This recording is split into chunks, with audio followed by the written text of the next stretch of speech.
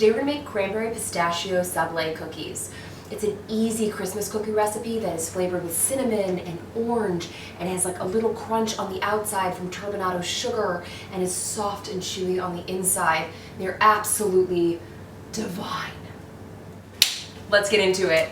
So, pretty simple batter, not gonna lie. We are going to cream our butter and sugar. So I've got my butter here, which is soft, so not great.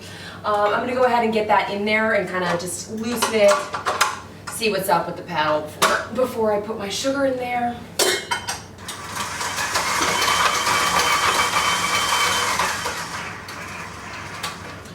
So before we add our sugar, we are gonna zest our orange into our sugar. That is gonna draw out some of those oils that are in the orange. It's gonna flavor the sugar. It's gonna make a more intense orange flavor, and that is what we want. So I'm gonna do about half of this orange. I wanna make sure that you only get that first layer of skin and not the bitter pith that's underneath it. You know, orange is a little less bitter than lemon, but still it's not the best flavor. And boom, look at that. Now I am going to just kind of get this in here with my hands, kind of start it going. You could do this with a spoon, probably best, but we're in it now. You see how it's turned that sugar a nice orange color? It's the flavor. All right, see what's up in here. It's pretty soft. It just needed a little love. Get your sugar and your butter and get that. We're gonna cream it. Go ahead and scrape down the sides here. So my butter has decided to stick up towards the top.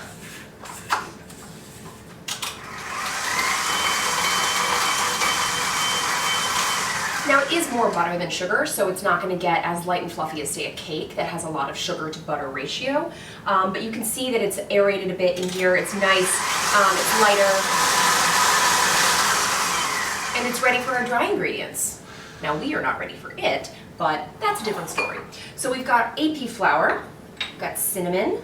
You could use any spice that you like. Cardamom, just saying. This is kosher salt. For those of us who are new here. And then we're gonna whisk that together. And then we're gonna put it in our bowl. You're like, what? Yes. This is like a hybrid creaming cut-in method. That exciting. So I'm gonna go ahead and put all of that in, and then we're going to start it on low. And we're basically just going to incorporate or cut in all of that butter sugar mixture into our flour. And then you've got your dough. We're gonna help it along here. It's kind of gotten stuck on the sides, so we wanna make sure that we get a nice, you know, help it along. We're just gonna let it cut in. It's not gonna take that long, probably a minute total or something like that. But you wanna give it a chance to actually incorporate and make a nice smooth dough. You can hear it coming together in the bowl. And I'm just going to give it one more scrape, and one more twirl about. All right. And now it's come together completely. You've got yourself a nice dough in here. I'll show you. Yeah, check that out. And now we're going to add all of our mix-ins, which you're going to be like, whoa, is all that going to fit in there? And the answer is just barely. Get your pistachios in there. And then cranberries, and then you're gonna mix that on low. Now it is just barely gonna be enough dough to hold all of those pieces together. And you're gonna be like, is that even going to work? And the answer is 100%, I promise. You just have to trust me. Look at this, and she's ready. We are going to take this dough and we're going to shape it into the final shape, and then we're going to chill it. So we are going to do, I think I'm going to do a square. So I'm going to grab some plastic wrap to make my life easier. So maybe I should say that when I'm on camera. You could just shape it by hand and then wrap it, but I find this to be easier. So go ahead and get all of the dough, and then we're going to basically just like kind of divide it into two. So I'm going to pour it in there and then divide it.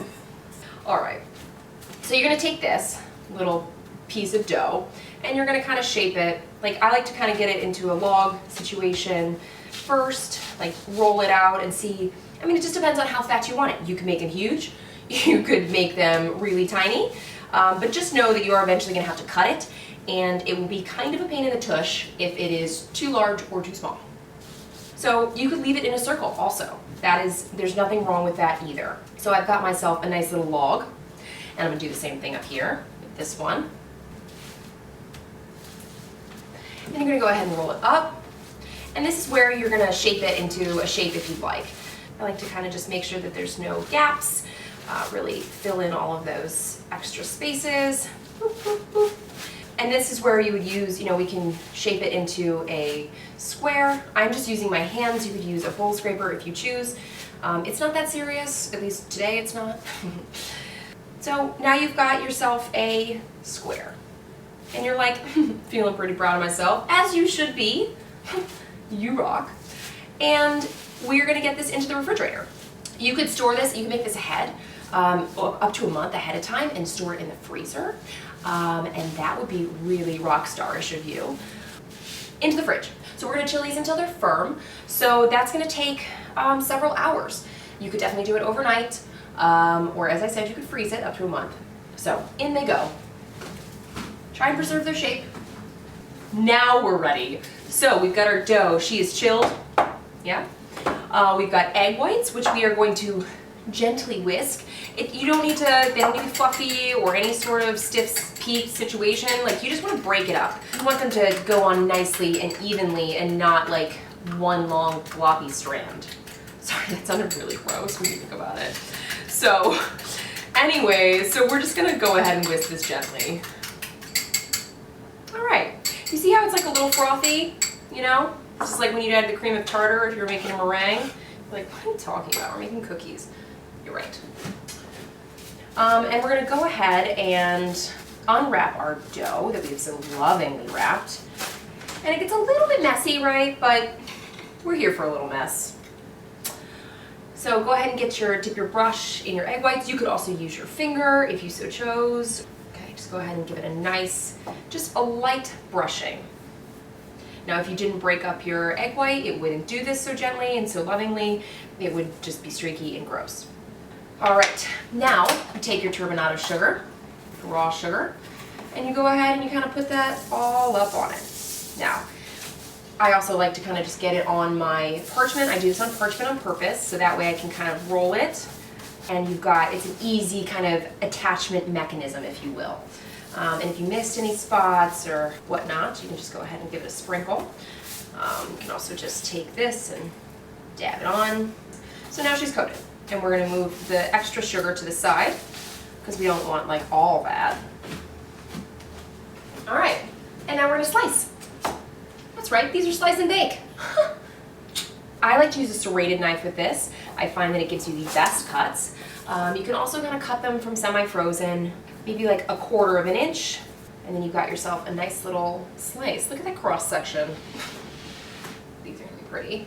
I'm telling you, showstoppers. Now, if they start to deform, then you can kind of just give it a rotate and try and keep that all nice and even. And I'm not stressing out about any little bits and pieces that decide that they want to detach themselves from the log, because I'm just gonna shove them back together. Cool. And she's sliced. And all we have to do is put her on our prepared pan, which we have not yet prepared, but we will, because we're good. Give your pan a little spray. Put your parchment down. And then you're gonna place these on top of the parchment, as one does when one bakes. I like to kind of get them in stacks and then drop them, because I don't have the patience to put them out one by one. They spread a little bit, they do not spread a lot, so you can go ahead and just, you can give them a little bit of breathing room, but they don't need a ton of space. Ooh, there's some beautiful cross sections in here. Oh my goodness. Now, I could put the other one on this tray as well. There is space, but the other one is slightly larger and a little chubbier, so I am not going to push our luck. I'm just going to bake this like this. So I'm also, you see this is the end piece that I've got here, and I'm just gonna go ahead and kind of form it into a square and bake that, because waste not, want not. And then our last end, look at that. We're ready to bake. So we're gonna bake these at 325. If your oven is not ready, or you would like to just give them one more quick chill to keep them as square as possible, then you can pop them back in the fridge for, 10, 15 minutes. But we're gonna pop them right in our oven, which is preheated, and we're gonna check in like 5 minutes, see what's up. And they're out. You can hear them, they're actually singing. You probably can't hear them, but they're done. So I like my Sablee cookies to be a little chewy. I know, you can bake them, you can keep baking them and they'll be crisp, but I like them to have that like nice soft chew to them with a little crisp on the outside. And so in order to get them baked like that, you want to make sure that they look matte. So not shiny in the center or wet. You want them to really look kind of flat. And then they start to brown on the outside, and I mean, they smell like heaven right now. It's like cinnamon and butter and like a little nuttiness. Oh goodness, whew, very excited. So we are gonna let these cool completely, and then we'll taste them. And by taste, I mean eat a whole one, possibly two. Our Sablee cookies are ready to try. So I'm just gonna dive right in. I think, I just want one that's like nice and chewy. Oh, so the bottoms are golden brown and the edges are crisp and like slightly golden brown, but the center is nice and soft. We have the crunch from the pecans and like a chew from the cranberry, and like the nice cinnamon and orange flavors of the dough. Oh, these things are addicting. Trust. So good.